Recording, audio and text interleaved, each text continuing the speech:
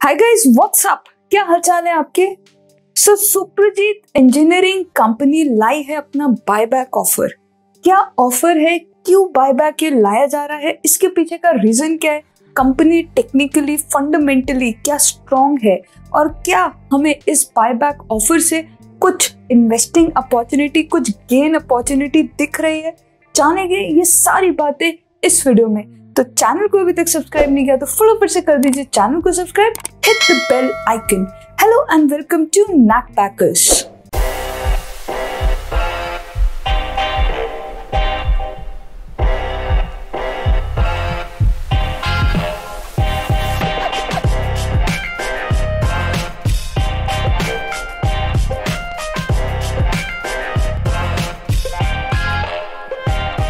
हाय दोस्तों, मेरा नाम है रिदम। तो चलिए देखते हैं ये सुप्रजीत इंजीनियरिंग कंपनी का स्टॉक क्या कह रहा है, इसकी अपनी कंपनी की क्या स्टोरी है और ये बायबैक ऑफर क्या लेके आया।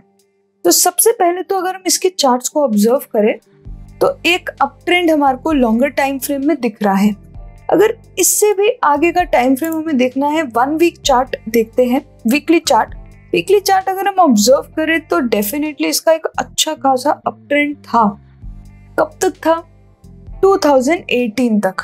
2018 में ये पीक आउट करा है, रादर 17 के आसपास, 2018-17 में, जनवरी 2018 में ये पीक आउट करा है। तब से ये स्टॉक डाउन ट्रेंड में था एंड 2020 में जब क्रैश हुई मार्केट तो ज़्यादा कुछ इसमें इम्पैक्ट नहीं आया। ये तो अपने ऑलरेडी एक डाउन ट्रेंड को सर्व कर रहा था, उसे ही इसने कंटिन्यू किया एंड उसके बाद ये ऊपर की तरफ चल रहा था। अभी जैसे कि हम मार्केट में ऑब्जर्व कर पा रहे हैं, मार्केट में कंसोलिडेशन मोड चल रहा है, तो वैसे ही इस स्टॉक में भी चल रहा है।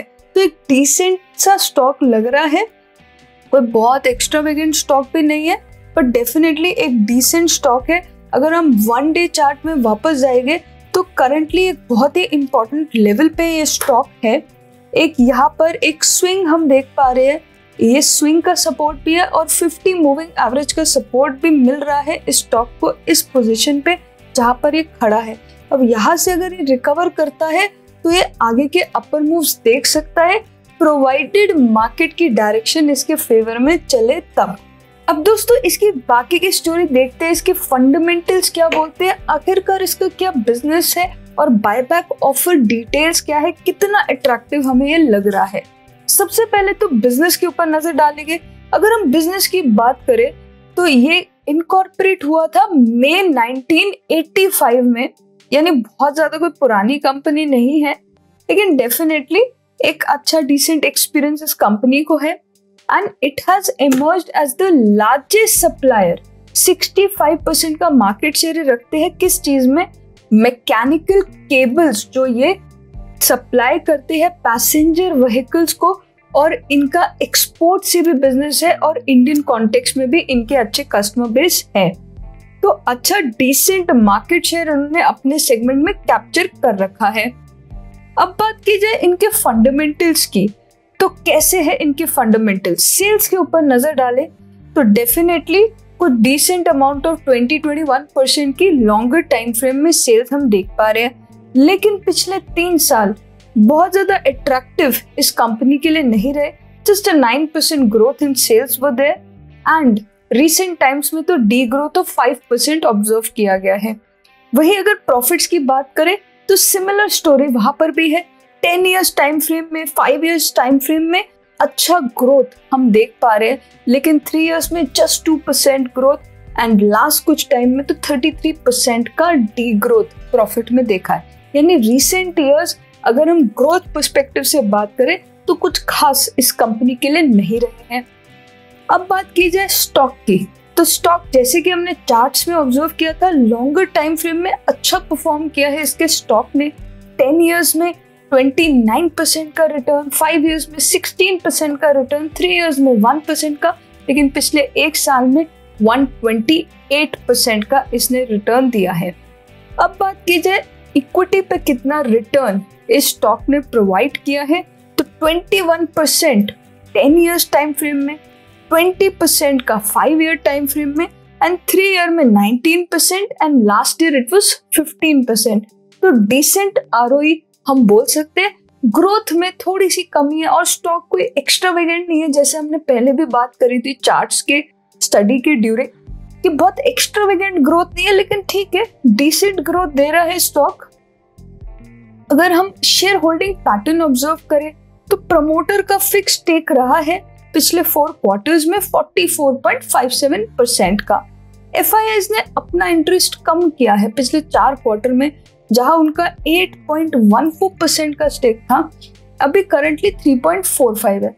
ऑल्दो रिसेंट क्वार्टर में उन्होंने अपना स्टेक इंक्रीज किया है, जहां वो डिक्रीज कर रहे थे, रिसेंट क्वार्टर में इंक्रीज किया है। DIIs की बात करें तो उनका इंटरेस्ट तो बड़ा है जी, ठीक है, ऑल्दो उनका लास्ट क्वार्टर में कम हुआ है, लेकिन ओवरऑल उनका इंटरेस्ट बड़ा है इस कंपनी में। मोर और लेस पब्लिक का स्टेक कांस्टेंट है, तो यानी कि promoter stake is constant. Institutionals का इंटरेस्ट तो है ओवरऑल अगर डोमेस्टिक प्लस फॉरेन की बात की जाए, लेकिन over period of time foreign institution का थोड़ा सा कम हुआ है, डोमेस्टिक का थोड़ा सा बड़ा है। बैलेंस शीट पे if you look at the balance sheet of this company, तो वहां हम क्या ऑब्जर्व कर पा रहे हैं कि कंपनी ने बोरोइंग्स तो ले रखी है डेफिनेटली, लेकिन कैसी पोजीशन है उनके बोरोइंग्स की, जहां उनकी बोरोइंग्स इंक्रीज कर रही थी 2018, 19 एंड 2020 में भी इंक्रीज करी है, वहीं सितंबर 2020 में आते आते उन्होंने अपना एक डिसेंट बोरोइंग्स पे ऑफ किया है, जो कि एक पॉजिटिव हो जाता है। सो दोस्तों, क्या वो नीड रही इस बायबैक को लाने के पीछे? तो कुछ ऑब्जेक्टिव्स है जो कंपनी ने डिफाइन किए। सबसे पहले तो वो क्या करना चाहते हैं, जो उनके पास सरप्लस है, जो रिजर्व्स है, वो शेयर करना चाहते हैं इक्विटी शेयर होल्डर के साथ, एंड वो अपने फाइनेंशियल रेशियोज को इम्प्रूव करने के लिए, जैसे कि अर्निंग्स पर शेयर, रिटर्न ऑन इक्विटी को इम्प्रूव करने के लिए अपना इक्विटी बेस कम करना चाह रहे हैं। ये कुछ ऑब्जेक्टिव्स कंपनी ने बताए हैं।